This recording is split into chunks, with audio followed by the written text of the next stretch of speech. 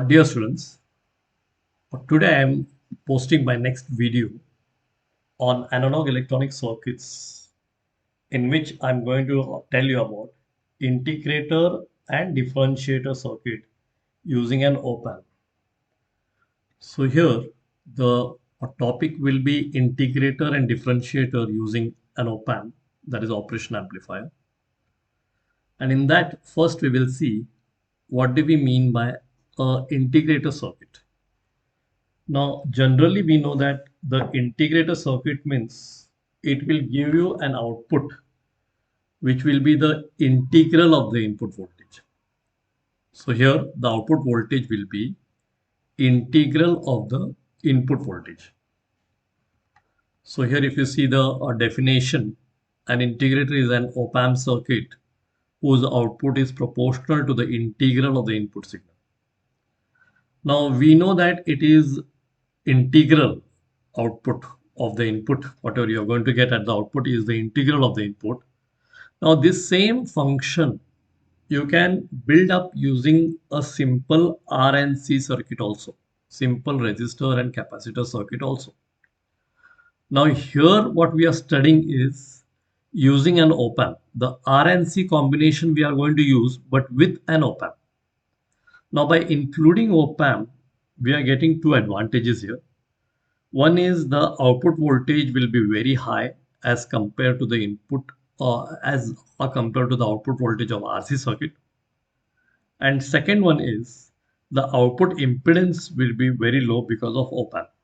Op-amp will provide a low output impedance. So these will be the two advantages by using an op-amp with the RC combination. So here we are going to tell now that op-amp is being used to build an integrated circuit along with RNC, resistor and capacitor. Now to understand that integrated circuit of an op-amp, integrated circuit using an op-amp, we should know the basic thing what we studied in inverting amplifier using an op-amp. So if you see here, an integrator is basically an inverting amplifier where we replace the feedback resistor with a capacitor of suitable value. So here in figure 1 we have shown inverting amplifier. Inverting amplifier. Okay. Now in this inverting amplifier we know that we are applying V in here, and that V in is going to the inverting terminal. Non-inverting terminal is grounded, and there is a feedback through a feedback resistor here. Okay, so this is your output and this is your input. Okay, now here you are having your feedback or resistor RF. This is your feedback resistor RF. Now that feedback resistor, if you replace with a capacitor as shown in the second figure, if you replace with a capacitor here, then it will act as an integrator. It will act as an integrator. Now to show that the output is the integral of the input, output voltage whatever you get here is the integral of this input voltage. To show that, we have to consider the current which flows here, which is named as I, which is going to flow through this resistor. And at this node 1,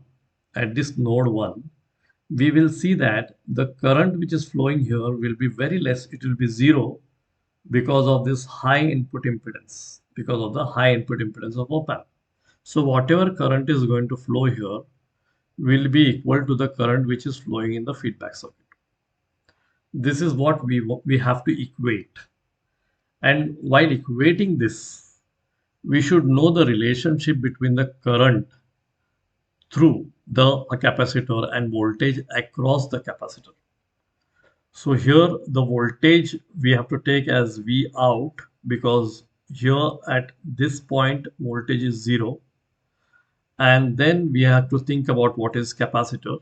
And for this a capacitor, if you write an expression for the current, then the current I will be equal to the value of a capacitor multiplied by rate of change of voltage across the capacitor.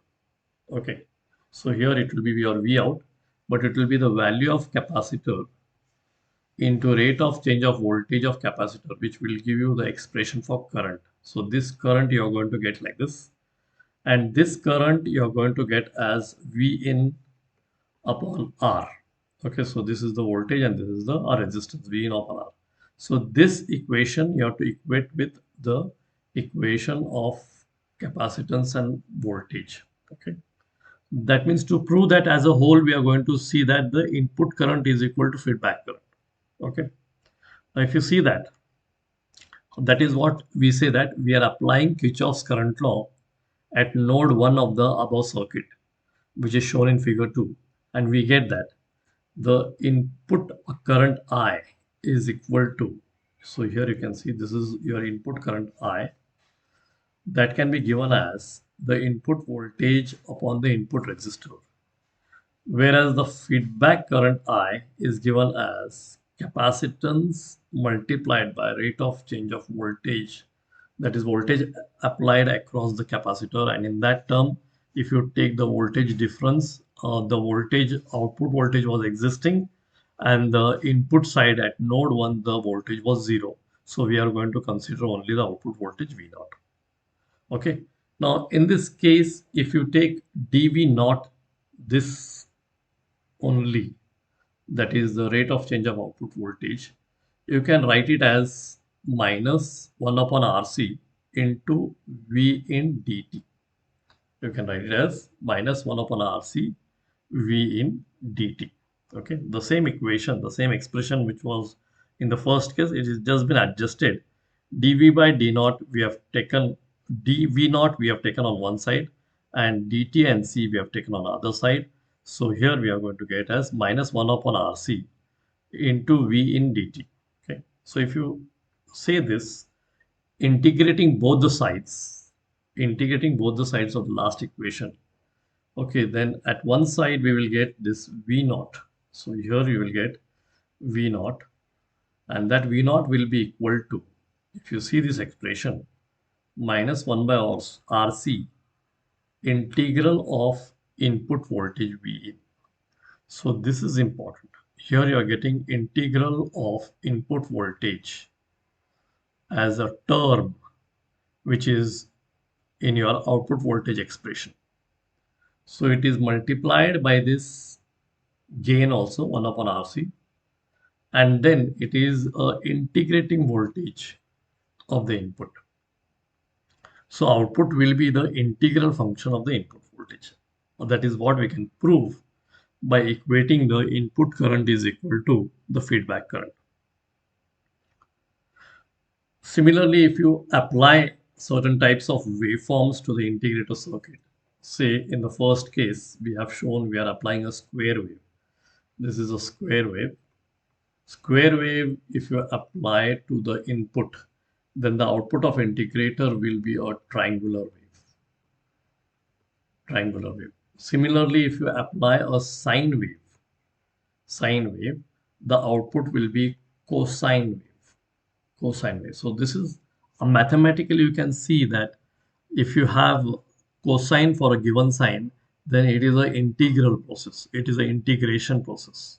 So if the input is a sine wave, the output will be cosine wave, which is showing you a 90-degree phase shift. Then we'll go to see on the same lines what is a differentiator. Now here if you see the basic definition, differentiator using an op-amp is one whose output is proportional to the differentiation of the input signal. So the differentiation of the input signal, whatever you get, will be the output voltage in case of op-amp being used as a differentiator. So even here, a differentiator we could build using a simple RC circuit. Okay, RC series also will give you a differentiator. But here we are using op-amp along with that RC for the same advantages, that it will have a higher output voltage and it will have a lower output impedance as compared to RC circuit. Okay, so instead of using basic RC circuit, we are using RC circuit along with op-amp to give or differentiation of the input signal at the output. So here also we'll go on the same lines with an basically inverting amplifier. So an Opamp differentiator is basically an inverting amplifier with a capacitor of suitable value at its input terminal. So here you can see that the first circuit is your inverting amplifier. Now here the same thing. Here you are applying the input signal at the inverting terminal. The non-inverting terminal is grounded and there is a feedback resistor here, okay, which is going to connect the output to input, and whatever we give input here will be inverted and amplified at the output. So it is called as inverting amplifier. Now in this circuit, now if you replace the input resistor R by C as shown here, R by C, then it will be called as a differentiator, or it will work as a differentiator. Okay. Again, here we can see that the input current I, okay, at node 1, if you speak at node 1, here the voltage will be 0 and the input current here will be 0, almost very less because of high input impedance, and therefore input current I will be equal to the feedback current I. The same thing we have to take to equate and show that the output of a differentiator is a differentiation value, okay, of the input signal. So considering these conditions of an ideal op-amp, if we apply Kirchhoff's current law at node 1 of the op-amp differentiator circuit, what we have seen now, we get that the current at the input is given as C dVi by dt. Now this will be the current at the input, because whenever you speak about current across means current flowing through a capacitor, it will be given as capacitance value multiplied by voltage applied across it, rate of change of voltage across it. Okay, so this is what a basic a capacitor current will be for its applied voltage. Okay, so the same thing, if you see in the circuit, it will be the input capacitor C multiplied by the rate of change of input voltage dV in by dt. So this was your input current I. Similarly, for output current, we could see that the output was voltage V0 and the voltage V1 was 0 upon resistance R. Okay, so this was nothing but V0 upon R. So that we are going to take here as minus V0 upon R as the current in the feedback circuit. So these both we are going to equate. Now if you equate this, and in this expression, if you take V0 on one side, and if you rearrange the expression, so V0 here will be equal to minus RC multiplied by dV in by dt. So this is the factor where the differentiation value of the input voltage dV in by dt is the derivative of the input voltage, which is coming in the expression of output voltage. So output is giving a amplified version, because here is the gain R and C, and you are getting a derivative of the input voltage at the output. That means this circuit is acting as a differentiator. Okay. Now in this a differentiator circuit, if you give the waveforms as, okay, so here you can see if the input waveform is sine wave here, the output will be cosine wave. Okay. If the input is a square wave, okay, the output will be spikes. If the input is a triangular wave, the output will be a square wave. Okay, so in this way you will get the output because the circuit is acting as a differentiator. Okay, thank you, students.